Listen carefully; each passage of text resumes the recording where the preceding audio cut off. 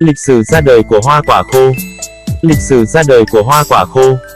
Hoa quả sấy khô truyền thống có lịch sử lâu đời như nho khô, quả sung, nơ và táo đã là một yếu tố chủ yếu của chế độ ăn ở vùng Địa Trung Hải cho thiên niên kỷ. Khô là hình thức bảo quản thực phẩm sớm nhất, nho và quả sung rơi từ gốc cây hay cây nho sẽ khô ráo trong ánh mặt trời nóng.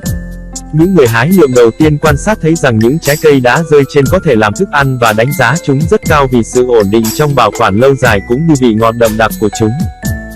Ghi chú sớm nhất được ghi nhận về hoa quả khô có thể được tìm thấy trong các viên nén Mesopotamian có niên đại khoảng năm 1700 trước công nguyên. Những tấm đất sét này, được viết bằng tiếng Akkadian, ngôn ngữ hàng ngày của Babylonia, được ghi trong cuneiform và nói về chế độ ăn dựa trên ngũ cốc lúa mạch, kê, lúa mì, rau và trái cây như quả sung, táo, lựu và nho. Những nền văn minh ban đầu này sử dụng hàng ngày, hàng tháng, nước ép được bốc hơi thành siro và nho khô làm chất làm ngọt. Cây trà là ngày nay sử dụng là một trong những cây trồng đầu tiên.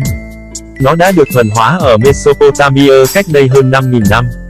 Nó tăng trưởng dồi dào trong crescent màu mỡ và nó rất hiệu quả, trung bình ngày sản xuất 50 kg, 100 cân anh trái cây mỗi năm. Bởi vì họ có giá trị như vậy nên họ đã được ghi lại trong các di tích và đền thờ của người Assyria và Babylon. Dân làng ở Mesopotamia phơi khô và ăn chúng như đồ ngọt. Cho dù tươi, sấy khô hoặc khô cứng, họ đã sử dụng cùng các món ăn thịt và bánh ngũ cốc. Chúng được các du khách coi trọng vì năng lượng của chúng và được khuyến cáo là chất kích thích chống lại sự mệt mỏi. Quả sung cũng được đánh giá cao ở Mesopotamia, Israel và Ai Cập, nơi được sử dụng hàng ngày. Cũng như xuất hiện trên các bức tranh trên tường, nhiều mẫu vật đã được tìm thấy trong các ngôi mộ của Ai Cập dưới dạng các dịch vụ tang lễ. Ở Hy Lạp và Crete, quả sung phát triển rất dễ dàng và chúng là nguyên liệu chủ yếu của người nghèo và giàu, đặc biệt ở dạng khô của chúng. Việc trồng nho đầu tiên bắt đầu ở Armenia và các vùng phía đông của Địa Trung Hải vào thế kỷ thứ tư trước công nguyên. Ở đây, nho khô được sản xuất bằng cách chôn nho trong mặt trời sa mạc. Rất nhanh chóng, nghề trồng nho và sản xuất nho khô lan rộng trên khắp Bắc Phi bao gồm Morocco và Tunisia. Người Phoenicia và người Ai Cập đã phổ biến sản xuất nho khô, có lẽ là do môi trường hoàn hảo để phơi nắng. Họ đặt chúng trong lọ để lưu trữ và phân bổ chúng đến các ngôi đền khác nhau. Họ cũng sử dụng nho khô trong bánh mì và bánh ngọt khác nhau, một số được làm bằng mật ong, một số với sữa và trứng. Từ Trung Đông, những loài trái cây này lan truyền qua Hy Lạp đến Ý, nơi chúng trở thành một phần quan trọng trong chế độ ăn uống.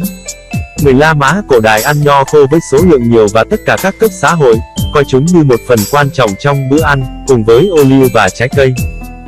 Bánh mì raisin là phổ biến cho bữa ăn sáng và đã được tiêu thụ với ngũ cốc của họ, đậu và sữa.